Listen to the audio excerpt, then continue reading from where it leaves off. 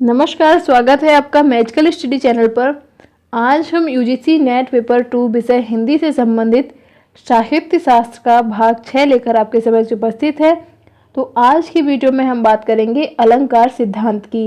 ये हमारे UGC net से संबंधित 81वीं क्लास है। तो अगर आपने अभी तक क्लासेस ज्वाइन नहीं किए हैं तो प्लीज़ चैनल को सब्सक्राइब करें और आप सभी क्लासों से संबंधित वीडियो जो है वो प्लेलिस्ट पे देख सकते हैं। प्लेलिस्ट का नेम है यूजीसी नेट हिंदी और प्लेलिस्ट का लिंक आपको डिस्क्रिप्शन बॉक्स में मिल जाएगा। और जो भी क्लासेस होती है उनसे संबंधित पीडीएफ आपको व्हाट्सएप ग्रुप में और टेलीग्राम चैनल और ग्रुप में दोनों जगह प्राप्त हो जाती है। संडे को तो आप वहां से इसे प्राप्त कर सकते हैं। तो चलिए शुरू करते हैं आज की क्लास, जो कि संबंधित है अलंकार संप्रदाय अलंकार सिद्धांत से। तो संस्कृत काव्य शास्त्र में अलंकार संप्रदाय जो है ये काफ़ी प्राचीन है और इसके प्रवर्तक होने का श्रेय भामा को दिया जाता है। और जो भी सिद्धांत हुआ है, जो भी रस हुआ है, जो भी संप्रदाय हुए हैं, उनके प्रवर्तक जो रहे हैं उन्होंने अपने सिद्धांत को ही, अपने संप्रदाय को ही काव्य की आत्मा कहा है। तो इसके जो प्रवर्तक हैं आचार्य भामा, उन्होंने भी अलंकार को ही काव्य की आत्मा कहा है। और इसके प्रतिष्ठित और पुष्ट करने वाले आचार्य जो हैं वो रुद्रट हैं और जयदेव हैं।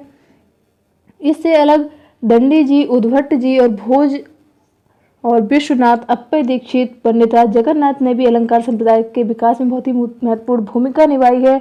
और इन्होंने सभी ने वो अपने ग्रंथ लिखे हैं, वो अलंकार से संबंधित कुछ ग्रंथ भी लिखे हैं। जो कौन से ग्रंथ हैं वो हम आगे डिस्कस करने वाले हैं। तो भारतीय काव्य शास्त्र में और संस्कृत काव्य शास्त्र में अलंकार सिद्धांत का बहुत ही महत्वपूर्ण स्थान है।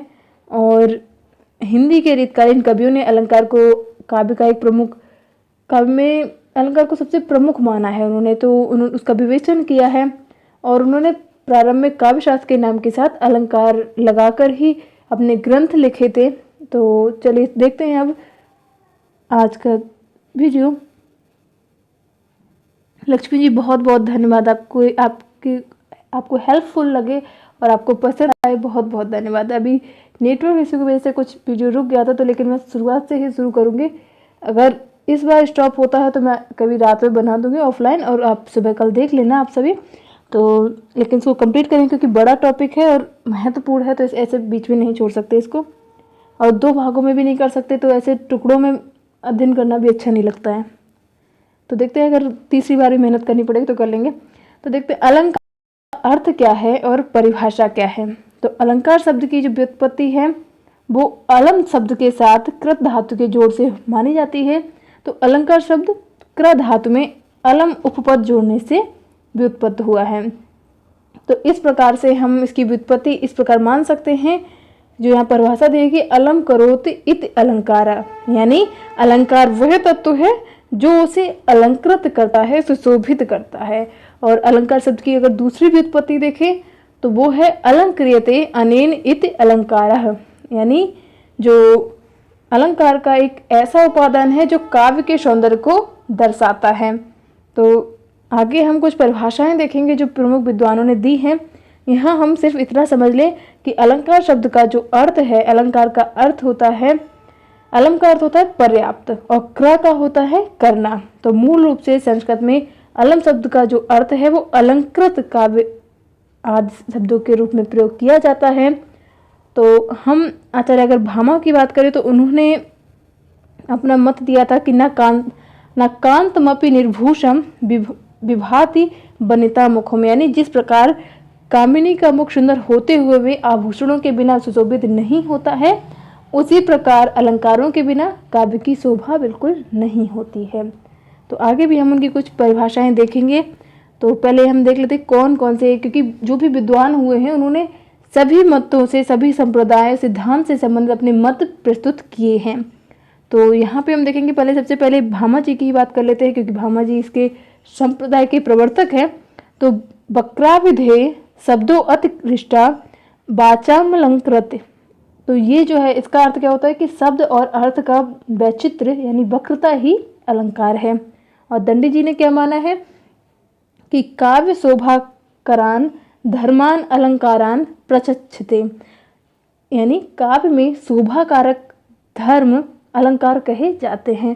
आप इनको याद रखें, क्योंकि इनसे संबंधित प्रश्न आता है कि जैसे कि ये उक्ति किसकी है, ये किस विद्वान का मत है, उनसे मिलान कीजिए, तो वहाँ पे इनकी जरूरत पड़ती है, तो याद कर लें। और वामन जी की उक्ति है कि सौंदर्यम अलंकार, यानी सौंदर्य ही अलंकार है। और रुद्रट जी ने भी इसी प्रकार से अपनी परिभाषा दी है कि अभिधान प्रकार विशेष एवं चालंकार।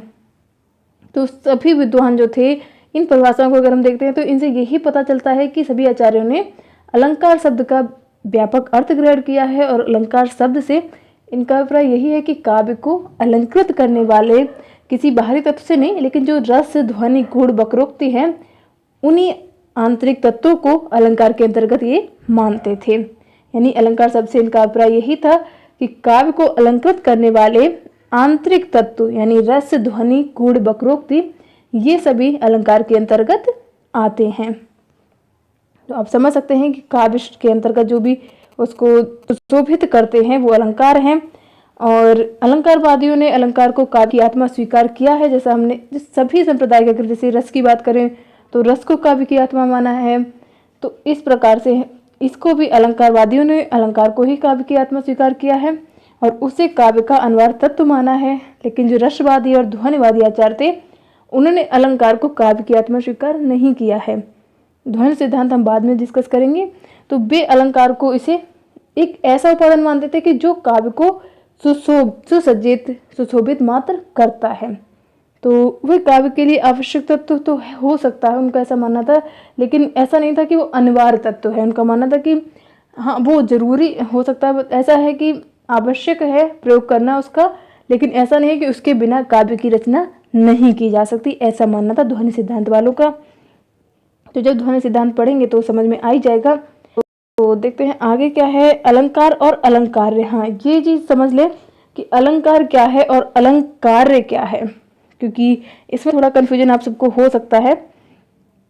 तो काव्य की शोभा बढ़ाने वाले सभी उपादान अलंकार कहे जाते हैं। जो काव्य की शोभा बढ़ाते हैं वो अलंकार कहे जाते हैं, और वे जिसकी सौंदर्य वृद्धि करते हैं उसको अलंकार्य कहा जाता है। तो ये थोड़ा सा ही अंतर है इनमें, तो इसको जरूर ध्यान रखें।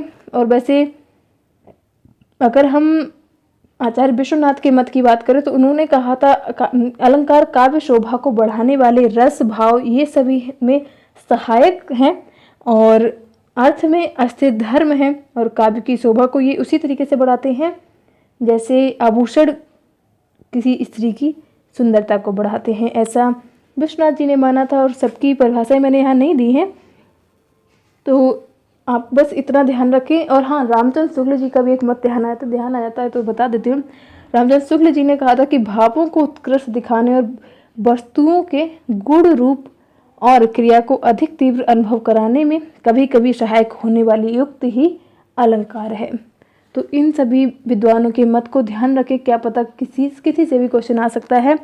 तो हमने जो भी परिभाषाएं यहाँ पे देखी थी अलंकार की, तो उनसे हमें जो समझ में आया वो यही था कि जो ये निष्कर्ष के रूप में आप कह सकते हैं कि अलंकार जो है वो काव्य के लिए अनिवार्य तत्व नहीं है, वो केवल एक अस्थिर धर्म है जो काव्य में कभी कभी होते भी हैं और कभी कभी नहीं होते। अगर आप सामान्य रूप से भी देखेंगे तो अलंकार हर वक्त जरूरी नहीं होते, एक अस्थिर धर्म हम इनको मान सकते हैं। और एक ये भी हो सकता है कि अलंकार काव्य को शोभाकारक धर्म, काव्य के शोभाकारक धर्म नहीं है, वो तो काव्य की शोभा में वृद्धि करने वाले तत्व हैं।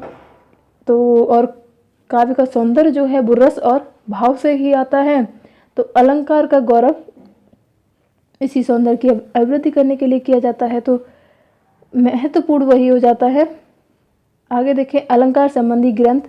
तो यहाँ पे कुछ ग्रंथ है, क्योंकि काफ़ी कन्फ्यूजन था जब क्विज करते हैं हम लोग, तो कभी कोई काव्य दर्श का कुछ बता देता है काव्य अलंकार के, तो आप यहाँ से इनको जरूर याद कर ले। चाहें तो ये PDF तो आपको संडे को प्राप्त होगी, बाकी आप चाहें तो इसका स्क्रीनशॉट ले सकते हैं। तो काव्य अलंकार जो है ये भामा जी का है, काव्यदर्श दंडी जी का, और काव्य अलंकार सार संग्रह जो है ये उद्भट जी की रचना है, और काव्य अलंकार रुद्रट की है, सरस्वती कंठावरण भोजराज जी की है, काव्य प्रकाश मम्मट की, अलंकार सर्वस्व रुयक की, और चंद्रलोक जयदेव की रचना है, भाषा भूषण जशवंत सिंह की, ये सभी अलंकार ग्रंथ हैं। और पद्माभरण पद्माकर की अलंकार मंजरी कन्हैया लाल पोद्दार जी की है। और अलंकार मंजरी अलंकार पीयूष जो है रमा शंकर शुक्ल रसाल जी की रचना है। और अलंकार मुक्तावली देवेंद्र नाथ शर्मा जी की है। और अलंकार कवि प्रिय जो है ये केशव दास की है, सभी को पता ही होगा। और कुवलयानंद जो है ये अप्पय दीक्षित जी की रचना है। और साहित्य दर्पण विश्वनाथ जी की। तो ये संस्कृत और हिंदी में अनेक अलंकार ग्रंथों की रचना हुई थी, तो जिनमें से ये महत्वपूर्ण ग्रंथ हैं। और हिंदी के अलंकार ग्रंथ जो भी हैं वो संस्कृत काव्यशास्त्र के आधार पर ही लिखे गए थे। और जो आज के हिंदी के अलंकारवादी आचार्य हैं वो अलंकार को काव्य का सर्वस्व नहीं मानते हैं।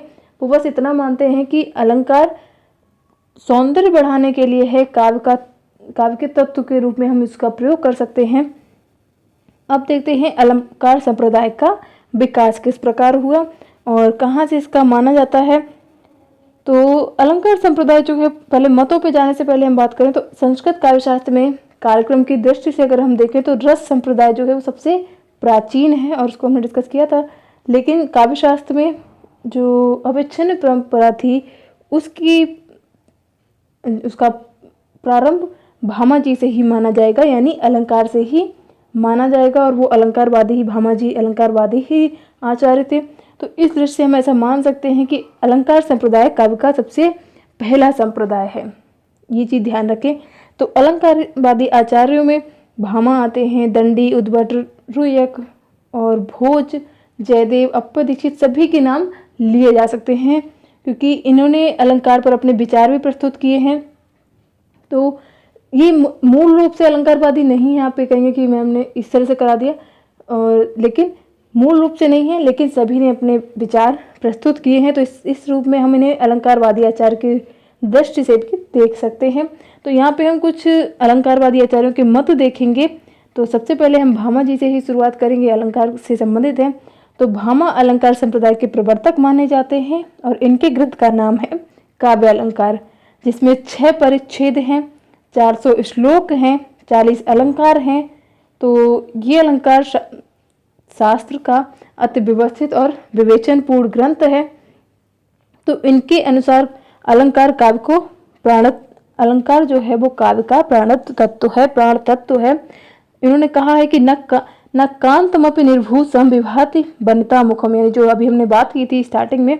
तो ये आप जरूर ध्यान रखिए कि न कांतमपि निर्भू संविभाति बनिता मुखम, यानी जो सुंदर होते हुए भी स्त्री का मुख जो है वो इस आभूषण के बिना उतना सुशोभित नहीं होता है, यानी आभूषणों से ही वो सुशोभित होता है। उसी तरह से अलंकार जो है वो काव्य रचना को सुशोभित करते हैं, इसका यही अर्थ है। और ये कई बार ये युक्ति पूछी जाती है। तो ये जो थे भामा जी, वो अलंकार रहित कथन को काव्य न कहकर उसको वार्ता कहा करते थे। इनके कथन के अनुसार अगर हम देखें तो इन्होंने भामा जी के जो कथन है इसके 2 भेद हम मान सकते हैं। प्रकृत रूप जो अनअलंकृत होता है और रमणीय रूप जो अलंकृत होता है। तो ये दूसरा रूप ही काव्य है, यही अलंकार है इनके अनुसार। और भामा जी ने अलंकार और अलंकार में कोई भेद किया नहीं है। जैसा अभी हमने अलंकार और अलंकार की परिभाषा देखी थी, तो उन्होंने इसमें कोई भेद नहीं किया है। और भामा वक्रोक्ति को अलंकार के मूल में मानते थे। तो उनके अनुसार एक और मत है, उसको देख लेते हैं कि यहाँ पे दिया तो नहीं होगा। तो एक और मत होगा कि शैसा सर्वत्र वक्रोक्ति विभागते। तो कुछ इस तरह से एक उनका मत था। इसका अर्थ ये था कि भामा, इसके आधार पर हम ये समझ सकते हैं कि इन्होंने अतिशयोक्ति ही वक्रोक्ति है और इसी से ही अर्थ जो उत्पन्न होता है वो चमत्कृत होता है, अलंकार का इसमें प्रयोग किया जाता है, ऐसा कुछ इनका मानना था। तो भामा ने अलंकारवादी आचार्य होते हुए भी रस की उपेक्षा नहीं की है। जैसा मैंने बात की कि सभी जो आचार्य थे उन्होंने सभी से संबंधित मत दिए हैं, अपना उक्त दी है। तो भामा जी ने भी अलंकारवादी थे, लेकिन उन्होंने रस की उपेक्षा नहीं की है और उन्होंने रसों को अलंकारों में ही समाविष्ट किया है। तो उनके मत का जो हमने देखा यहाँ तक आते आते, तो हम यही सार समझ सकते हैं कि अलंकार काव्य का उन्होंने प्राण तत्व स्वीकार किया था और उन अलंकृत कथन ही काव्य है, उनका ऐसा मानना था। और अलंकार में ये भेद नहीं मानते थे। शायद मेरा उच्चारण सेम हो जा रहा है, लेकिन आप शायद समझ रहे होंगे। अलंकार और अलंकार्य, इनमें इन्होंने भेद नहीं माना है, और अलंकार का मूल उन्होंने वक्रोक्ति को माना है, और इनका मानना था कि रस भी एक प्रकार का अलंकार ही है। तो हम इनके मत के ये चीज़ें ज़रूर ध्यान रखें, क्योंकि ये हमें कथन और स्थापना में कई बार काम आ जाते हैं। चलिए अब अगला देख लेते हैं, ज़्यादा डिस्कस ना करते हुए। तो दंडी जी के बारे में, तो दंडी के ग्रंथ का नाम जो है वो काव्यदर्श है, और उसमें 660 श्लोक हैं, और इन्होंने अलंकार के साथ साथ रीत और गुणों की भी चर्चा की है। भामा के समान दंडी भी अलंकार को काव्य की आत्मा मानते थे। तो दंडी जी ने भी काव्य की उन्होंने एक उक्ति दी थी कि काव्य शोभाकरान धर्मान अलंकारान प्रचक्षते। तो ये जो उनका मानना था कि काव्य में शोभा कारक धर्म जो है वो अलंकार है। तो इससे स्पष्ट हो रहा है कि अलंकार को दंडी जी भी काव्य का अनिवार्य तत्व मानते थे। और दंडी जी ने अलंकारों के मूल में अतिशयोक्ति को माना है। इन्होंने, जैसे भामा जी जिसे वक्रोक्ति कहते थे, तो दंडी जी उसको ही अतिशयोक्ति कहते थे। तो इनके अगर हम मत का सार देखें तो वही होगा कि इन्होंने अलंकार का मूल अतिशयोक्ति को माना है, और लेकिन दंडी जी जो भामा जी थे उन्होंने वक्रोक्ति को माना था। बस इतना ही अंतर था। दूसरी चीज़ कि इन्होंने अलंकार और अलंकार के भेद को ये बिल्कुल मानते ही नहीं थे, जैसे कि भामा जी। तो ये भी मत में समानता थी दोनों के। और अलंकार काव्य का शोभा कारक धर्म है, ऐसा इनका मानना था। वहीं पे अलंकार काव्य का प्राण तत्व उन्होंने माना था भामा जी ने। और ये जो थे ये वक्रोक्त और अतिशयोक्त में भेद बिल्कुल नहीं मानते थे, ये एक ही चीज़ इसको मानते थे। और इन्होंने काव्य में अन्य अवयवों को भी अलंकार में ही स्पष्ट किया है। तो चलिए अब अगला देख लेते हैं। तो हमें ये विशेषताएं जरूर ध्यान रखनी होती है, क्योंकि ऐसा भी आ जाता है कि भामा जी ने क्या माना है और दंडी जी का क्या मत है। तो इसलिए हमें ये समझना जरूरी हो जाता है। तो बामन जी का मत देखें तो आचार्य बामन रीत संप्रदाय के प्रवर्तक थे, लेकिन वे अलंकार का महत्व भी उन्होंने प्रदान किया है, इसलिए उनकी गणना अलंकारवादी आचार्यों में भी की जाती है। किंतु वे अलंकार को काव्य का शोभा कारक धर्म न मानकर शोभा में वृद्धि करने वाला तत्व मानते हैं। यानी इनकी जो उक्ति है कि काव्य शोभायाम कर्तारो धर्म गुणा तदितशय हेतुन अलंकार। हो सकता है मेरे उच्चारण में थोड़ी सी प्रॉब्लम हो तो क्षमा करें। तो बाकी इसका अर्थ यही होगा कि काव्य जो है, काव्य का शोभा कारक धर्म गुण यानी रीत है। यानी यहाँ पे इन्होंने गुण शब्द प्रयोग किया है, तो गुण यानी रीत है, और अलंकार उसे अतिशयता प्रदान करता है। तो ऐसा बामन जी ने माना था। और बामन जी ने अलंकार के संबंध में कुछ इनके जो मत थे उनमें विरोधाभास था, क्योंकि अलंकार को काव्य का अनिवार्य तत्व ये मानते थे, और ये कहते थे कि सौंदर्यम अलंकार, जैसा हमने अभी पहले परिभाषा में देखा, तो और यानी सौंदर्य ही अलंकार है। और एक जगह कहते थे कि काव्यम ग्राह्यम अलंकार। तो ये जो कहते थे कि यानी काव्य अलंकार के कारण ही ग्रहण किया जाता है। तो ये इस तरह से इनके मत में हम विरोधाभास ही समझेंगे। तो ये कहते थे सौंदर्य ही अलंकार है और कहीं काव्य अलंकार के कारण ही ग्रहण होता है।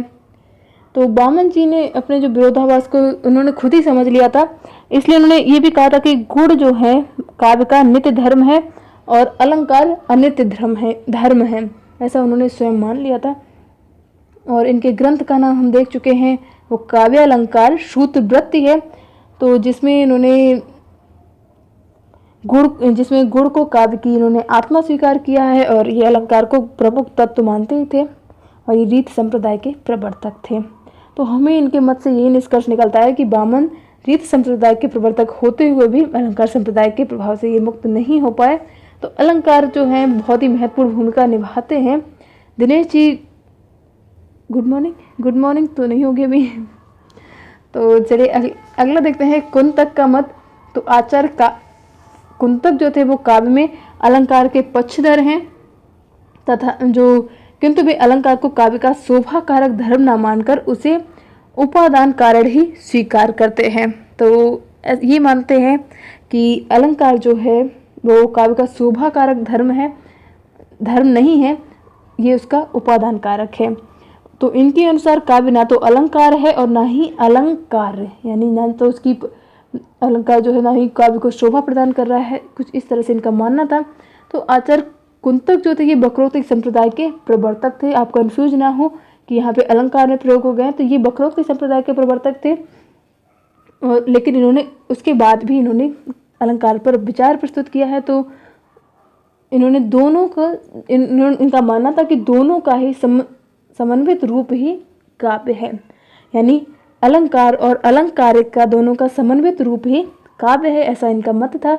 तो उनका स्पष्ट मत था कि काव्य शब्दार्थ और अलंकार की वैसी ही समन्वित इकाई है जैसी भाषा, पद और ध्वनि की अथवा प्रकृति और प्रत्यय की सम्मिष्टि है। तो ऐसा इनका मानना था। यानी अगर हम इनका पूरा मत देखते हैं तो इससे हमें यही पता चलता है कि कुंतक जी ने वक्रोक्ति और स्वभावोक्ति को पृथक पृथक मानकर भी वक्रोक्ति को अलंकार माना है और स्वभावोक्ति जो थी उसको अलंकार माना था।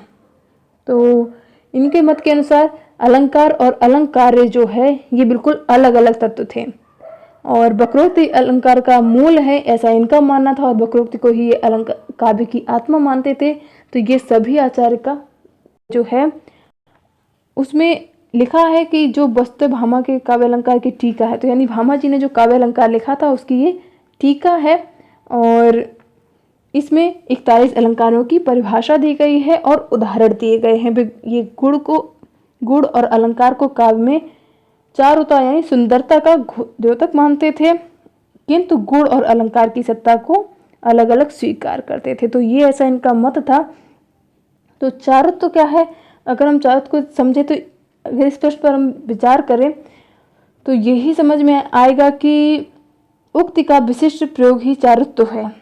तो इस प्रकार जो भामा जी थे, भामा जी का मत जो है उसके समर्थक ये माने जा सकते हैं, क्योंकि भामा जी का भी यही मानना था कि उक्ति का विशिष्ट प्रयोग ही चारुत्व है। और इन्होंने भी श्लेष के दो भेद माने हैं, एक तो शब्द श्लेष माना था और अर्थ श्लेष माना था। और इसके साथ ही उन्होंने कुछ और नए नए अलंकार दिए थे, उसकी उद्भावना की थी, काव्य, लिंग, दृष्टांत, छेकान, उपरास। तो इस तरह से इन्होंने कुछ नए नए अलंकार की उद्भावना दी थी। और अब देखते हैं तो इनका जो मत था बिल्कुल आप समझ सकते हैं भामा जी से ही संबंधित था, उनके ही ग्रंथ की इन्होंने टीका भी लिखी थी। तो अब अगला देखते हैं रुद्रट जी। तो रुद्रट आचार्य रुद्रट के ग्रंथ का नाम काव्य अलंकार है, जिसमें कुल 16 अध्याय हैं। इसमें से 11 अध्यायों में अर्थालंकारों को 4 आधारों पर वर्गीकृत किया गया है। तो वो आधार कौन से है, वास्तव यानी इसमें 23 अलंकार, औपम में 21 अलंकार हैं, अतिशय में 12 अलंकार और श्लेष से संबंधित 10 अलंकार हैं। तो इस आधार पर इन्होंने इसको वर्गीकृत किया है। तो रुद्रट से पहले जो स्वभावोक्ति के बारे में बात की थी हमने, वो व्याख्याएं काफ़ी उलझी हुई सी रहती थी, तो उसमें उनका स्पष्टीकरण इन्होंने ही किया था। जो भी परिभाषाएं होती थी स्वभावोक्ति से संबंधित, उनका निवारण कह सकते हैं, स्पष्टीकरण जो है वो रुद्रट जी ने ही किया था। तो इन्होंने जो वास्तव जो दिया है, तो वास्तव से उनका अर्थ यही था कि वस्तु के प्रकृत सौंदर्य यानी वस्तु के स्वरूप कथन से था। उन्होंने ये भी स्पष्ट किया था कि वास्तव कोई अलंकार नहीं है, बल्कि अलंकार वर्ग का द्योतक ऐसा माना था इनके अनुसार। तो एक दो और परिभाषाएं देख लेते हैं, उसके बाद आगे चलेंगे।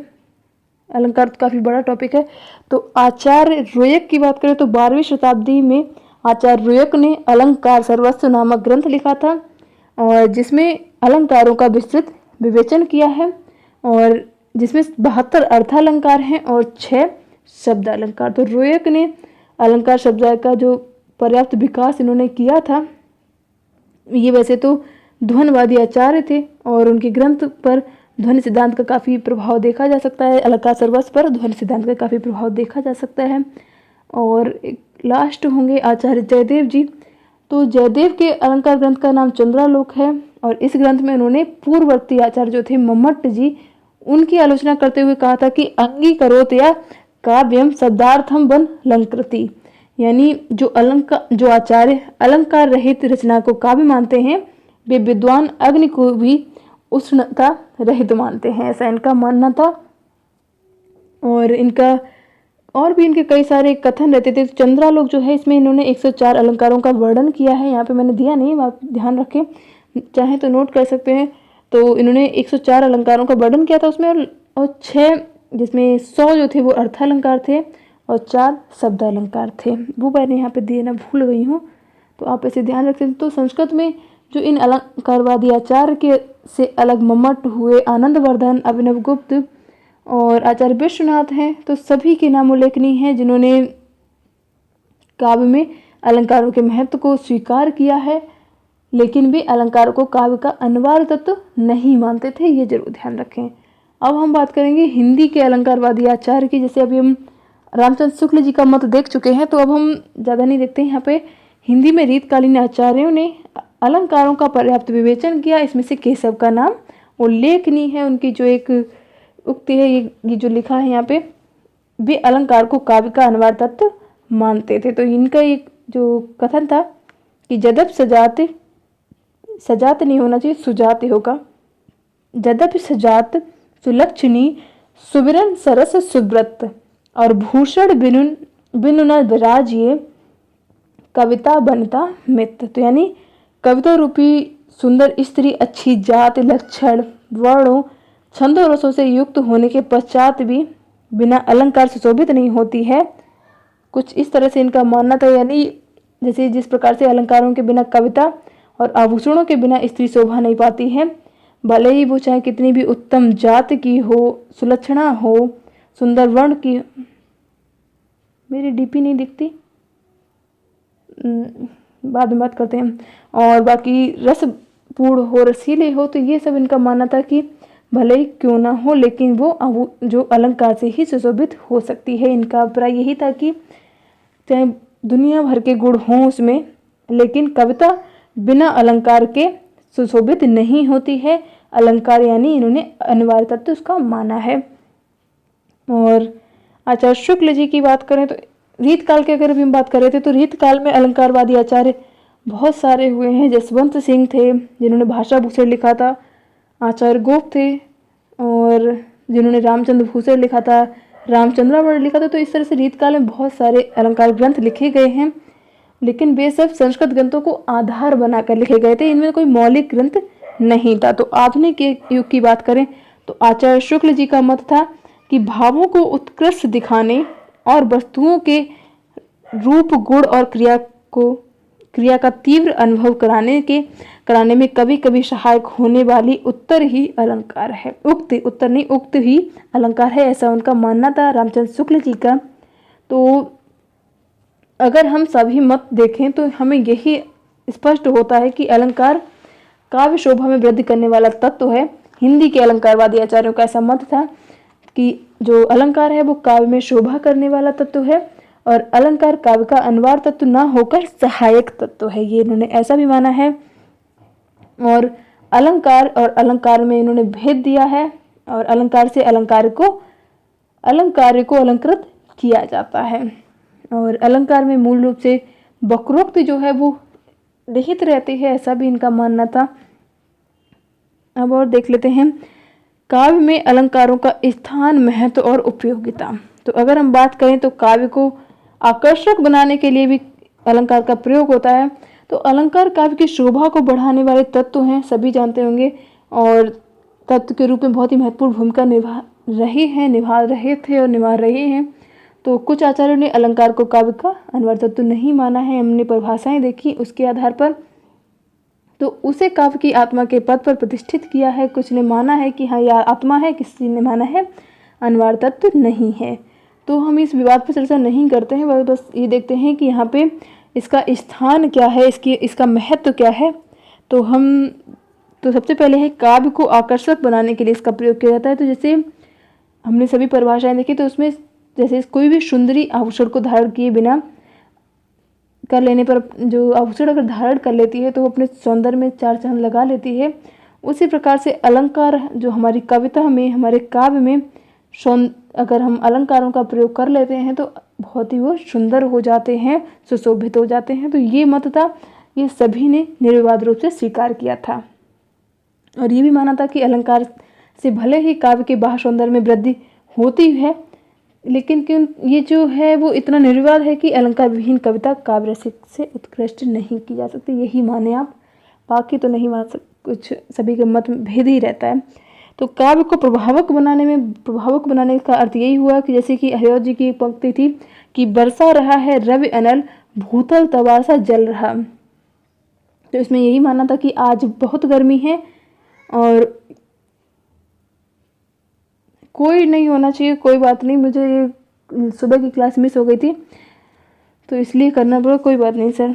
तो इसका मानना ये है कि काव्य को प्रभावक बनाने के लिए भी हम अलंकार का प्रयोग करते हैं। हाँ तो होंगे सब, मिस हो गई थी क्लास इसलिए तो करना जरूरी था। तो अलंकार के प्रयोग से काव्य की उक्ति जो है वो अधिक प्रभावशाली मानी जाती है।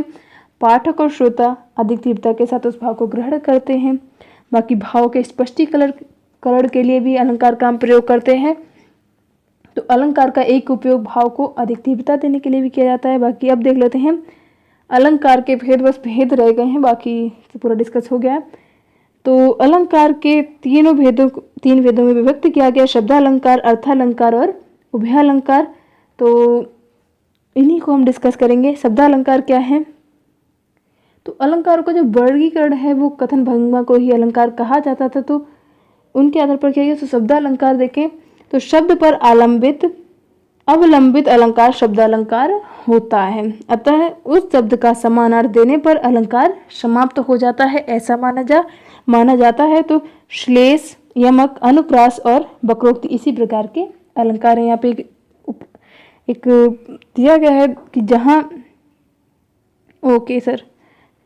जहाँ वारुणी की करी रंचक रुचिर द्विराज, तहीं कियो भगवंत बिन संपत्ति शोभा साज। यानी जहाँ वारुणी और द्विराज दोनों शब्द श्लिष्ट हैं, तो वारुणी के यहाँ पे वारुणी के दो अर्थ लिए गए हैं, मदिरा और पूर्व दिशा, जबकि द्विजराज के दो अर्थ हैं, उनके भी लिए गए कि ब्राह्मण और चंद्रमा। तो अगर हम देखें तो दोनों का ही अलग अलग अर्थ लिए गए। तो प्रथम अर्थ में अगर हम देखें ब्राह्मण के पक्ष में अगर देखें तो जैसा ही कोई ब्राह्मण मदिरा पीने की और थोड़ी सी रुचि करता है, दिखाता है, तो वैसे ही भगवान उसे ज्ञान रूपी संपत्ति से रहित कर देते हैं।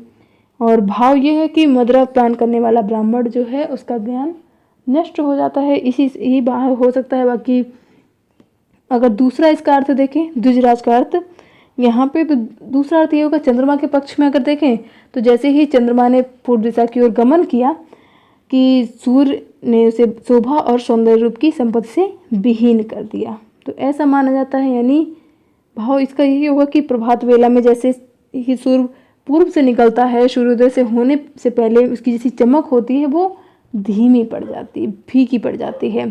तो ये दोहा जो था, इससे हमें वारुणी के स्थान पर हम मदिरा के भी दो अर्थ देख सकते हैं। तो इससे आपको समझ में आ गया होगा कि यानी जो एक शब्द ऐसा प्रयोग किया जाए जो अलग अलग समान अर्थ दे, तो वही शब्दालंकार होता है।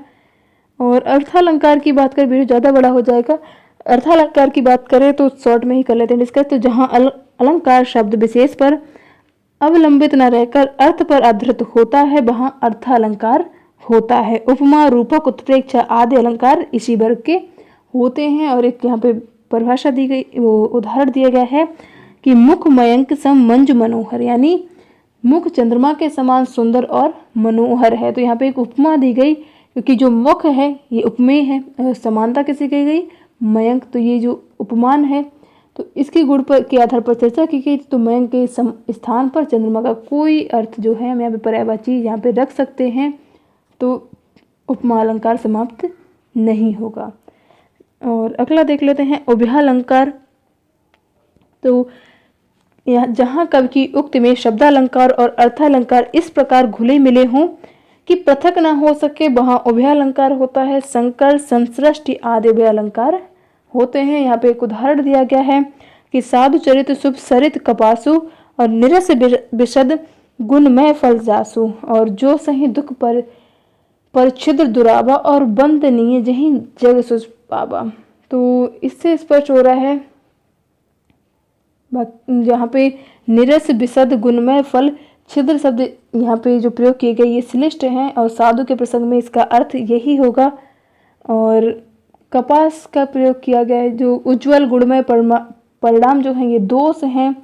कपास के प्रसंग में अगर देखें तो इसका अर्थ होगा क्रमशः विरक्त हृदय, श्वेत रेशे तो अलंकार जो है ये श्लेष जो अव्यय अलंकार है, इसमें उपमा और श्लेष का ये संकर यानी हम इसका मेल कह सकते हैं, वो मेल जो है वो यही है अव्यय अलंकार। अगला देखते हैं अलंकारों का वर्गीकरण। तो अलंकारों का वर्गीकरण आचार्यों ने अपने अपने हिसाब से किया है। तो आचार्य उद्भट जी ने भारतीय काव्यशास्त्र की परंपरा में आचार्यों अलंकारों का वर्गीकरण सबसे पहले आचार्य उद्भट ने अपने ग्रंथ काव्य अलंकार सार संग्रह में किया है, और उसमें इन्होंने उसका जो विभक्त किया था 6 वर्गों में इसको विभक्त किया था। तो लेकिन जो डॉक्टर विजेंद्र स्नातक जी ने उद्भट के वर्गीकरण को ऐसा माना है कि इसमें वैज्ञानिकता नहीं है। और आचार्य रुद्रट जी की बात करें तो आचार्य रुद्रट ने अपने ग्रंथ काव्य अलंकार में अलंकारों के मूल तत्वों पर विचार करते हुए उन्हें 4 वर्गों में विभाजित किया था, और ये वर्ग थे वास्तव, औपम्य, अतिशय और श्लेष। वास्तव यानी वस्तु के स्वरूप का कथन वास्तव है, और इस वर्ग में उन्होंने 23 अलंकार रखे थे, जिसमें से प्रमुख वही होंगे सहोक्ति, समुच्चय, स्थासांख्य, ये सभी थे। और औपम्य की बात करें तो किसी वस्तु के स्वरूप को अधिक स्पष्ट करने के लिए जहाँ अप्रस्तुत योजना की जाती है वहाँ औपम्य अलंकार होता है। और इस वर्ग में उपमा, रूपक, उत्प्रेक्षा ये सभी रखे गए, यानी कुल मिला के 21 रखे थे उन्होंने। और अतिशय की बात करें तो अर्थ और धर्म के नियमों का विपर्य जहाँ होता है वहाँ अतिशय होता है। तो इस वर्ग में 12 रखे गए थे उन्होंने। तो इसमें है असंगत, विभावना, विरोध, ये सभी इस वर्ग में आते हैं। और लास्ट है श्लेष। तो श्लेष जहाँ अनेकार्थ पदों के आधार पर एक ही वाक्य अनेक अर्थों का बोध कराता है, वहाँ पर श्लेष वर्ग होता है। श्लेष में इन्होंने श्लेष, यमक, वक्रोक्त ये सभी थे 10 अलंकारों को इन्होंने यहाँ पे स्थान दिया था। तो आचार्य रुद्रट का जो ये अलंकारों का वर्गीकरण है वो सबसे वैज्ञानिक आधार है, इसलिए हमने यहाँ पे इसको डिस्कस डिटेल में कर लिया। और उन्होंने अलंकारों की कुल संख्या 66 मानी है। तो इनका जो वर्गीकरण है वो भी वैसे जैसे निर्दोष नहीं कहा जा सकता, क्योंकि उन्होंने उत्प्रेक्षा जैसे अलंकारों को औपम्य और अतिशय दोनों वर्गों में स्थान दे दिया है। तो अब लास्ट देखते हैं आचार्य रुयक जी। तो आचार्य रुयक का अलंकार वर्गीकरण सर्वाधिक स्पष्ट और वैज्ञानिक है, और अपने ग्रंथ अलंकार सर्वस्व में अलंकारों को 5 वर्गों में उन्होंने विभाजित किया है। और ये भेद जो है सादृश्य गर्भ और विरोध मूलक, श्रृंखला मूलक, न्याय मूलक अलंकार और गुणार्थ प्रतीत मूलक अलंकार। तो इन्होंने इन 5 वर्गों में इसको विभाजित किया है। तो सादृश्य मूलक में है कि इस वर्ग के अलंकारों का मूल आधार सादृश्य या साधर्म है, जो 3 प्रकार से उन्होंने बांटा था। और यहाँ पे दिया नहीं गया है मैंने वैसे, तो इसको भी 3 भागों में उन्होंने बांटा था कि भेदा भेद तुल्य प्रधान सादृश्य जो थे उन्होंने उपमा, उपमेय का अन्वय और स्मरण माना है। बाकी विरोध मूलक की बात कर लेते हैं। इस वर्ग के अलंकारों का मूल आधार जो है वो विरोधाभास होता है। तो विरोध, विभावना, विश्व शक्ति ये सभी इसी वर्ग के अंतर्गत आते हैं। कुल मिला के 12 हैं। और श्रृंखला मूलक की बात करें तो वे अलंकार जो एक पद या वाक्य श्रृंखला के समान दूसरे पद या वाक्य से संबंधित होते हैं वो श्रृंखला मूलक कहलाते हैं। एकावली हुआ, कारणमाला और माली, दीपक और सार जो है ये सभी ये 4 अलंकार कुल इस वर्ग में आते हैं। आज ही क्वेश्चन डिस्कस किया था क्विज में, आज या कल शायद कि जो संबंधित आया था वहाँ पे कि श्रृंखला मूलक अलंकार कौन सा है इसमें, तो इन्हें भी महत्वपूर्ण हो जाता है डिस्कस करना। और न्याय मूलक अलंकार की बात करें तो तर्क या किसी स्थान पर आधारित अलंकार इस वर्ग में आते हैं। और इसके 3 उपभेद हैं। तर्क, न्याय, मूलक, इसमें काव्यलिंग, अनुमान 2 अलंकार हैं। और काव्य न्याय मूलक में आएंगे यथा, सांख्य, पर्याय, परिवृत्ति, परिसंख्या, ये सभी 8 अलंकार हैं कुल। और लोक न्याय मूलक में आएंगे तद्गुण, अतद्गुण और प्रतीप, मीलत, ब्याज, स्तुति, ये सभी कुल मिला के 7 अलंकार हैं। तो सभी को डिस्कस करना इंपॉर्टेंट नहीं होता। श्रृंखला मूलक जरूर ध्यान रखें, इनसे प्रश्न आया था। और लास्ट है गुणार्थ प्रतीत मूलक अलंकार। तो इस वर्ग में अलंकारों में भाव बहुत सारे छिपे रहते हैं, जिसे स्थूल बुद्धि जो है, स्थूल बुद्धि का जो मानव होता है वो समझ ही नहीं सकता। तो इसमें सूक्ष्म, ब्याजोक्ति, वक्रोक्ति ये 3 अलंकार इस वर्ग में आते हैं। तो ये हमारे कुछ अलंकार के वर्गीकरण के आधार थे जो सभी विद्वानों ने दिए हैं। बाकी हिंदी आचार्यों द्वारा अलंकार वर्गीकरण की बात करें तो हिंदी में रीतकालीन आचार्यों ने अपने संस्कृत काव्यशास्त्र के आधार पर जो अलंकारों का वर्गीकरण किया है वो भी काफ़ी प्रसिद्ध है। केशव ने कविप्रिया में, तो देव ने काव्य रसायन में, भिखारीदास ने काव्य निर्णय में अपना वर्गीकरण जो किया है वो तर्क संगत नहीं है। तो आधुनिक काल के आचार्य जो थे रामदहिन मिश्र जी ने काव्य दर्पण जो रचना लिखी थी उसमें अलंकारों का वर्गीकरण रुद्रक के आधार पर किया था। बचनदेव कुमार जी ने अपने शोध प्रबंध में रुयक के आधार पर ही वर्गीकरण किया है। तो निष्कर्ष हम यही निकाल सकते हैं कि अलंकारों का जो वर्गीकरण किया गया है उसमें रुयक का वर्गीकरण जो हमने डिस्कस किया ये सबसे उपयुक्त है, वैज्ञानिक है और स्पष्ट है। और इसके बाद भी इसमें कुछ संशोधन की है, अपेक्षित है, पर वो अभी तक उपलब्ध नहीं है। बाकी सबसे मान्य जो सर्वमान्य अगर हम कहें तो वो रुयक जी का ही माना जाएगा और इससे संबंधित प्रश्न आया है तो इसलिए इसको इग्नोर ना करें। तो ये था हमारा आज का वीडियो अलंकार संप्रदाय से संबंधित। अगर आपको उपयोगी लगा हो वीडियो तो प्लीज़ लाइक जरूर कर दें और हमसे जुड़ने के लिए, वीडियो देखने के लिए आपका बहुत बहुत धन्यवाद। ये इससे संबंधित PDF आपको संडे को प्राप्त हो जाएगी तो आप, और अगर आपको वीडियो दोबारा देखनी है तो वहाँ पे क्लिक करके आप देख सकते हैं। नीलम जी धन्यवाद और वीडियो देखने के लिए, हमसे जुड़ने के लिए बहुत बहुत धन्यवाद। और दिनेश जी तो कह रहे थे कोई है ही नहीं, मुझे लगा मैं बोलते ही जा रही हूँ, शायद सब बोर हो गए। चलिए बहुत बहुत धन्यवाद। पर अलंकार संप्रदाय ये बहुत ही महत्वपूर्ण था तो थोड़ा टाइम लग गया। दीपा जी धन्यवाद, बहुत बहुत धन्यवाद। तो चलिए शुभ रात्रि। सुबह के मिलते हैं, सुबह 7 बजे।